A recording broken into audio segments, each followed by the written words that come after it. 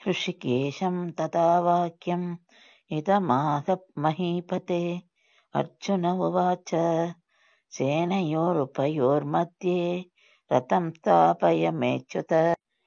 நம் புலன்களை வென்று தன்பால் இருக்கும் கிருஷ்ண பரமாத்மா, அவரைத்தான் இங்க ரிஷிகேஷன் அப்படின்னு சொல்லி சொல்றோம்.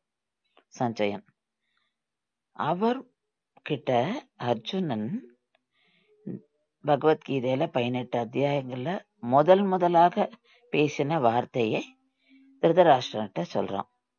அதான் அர்ஜுன உவாச்ச அப்படின்னா, அர்ஜுனன் சொன்னதாவது, 2 சேனைக்கும் நடுவே என்னுடைய தேரை நிறுத்தவும் அப்படின்னு அச்சுதா அப்படின்ற கிருஷ்ண பரமாத்மன் சொல்றான். அச்சுதா அப்படின்னா அடியார்களை கைவிடாதவன். இங்க பார்த்த சாரதியாக இருக்கும் கண்ணனை பார்த்து அர்ஜுனன் சொல்றதுதான் இந்த ஸ்லோகத்துல சொல்லப்பட்டிருக்கு.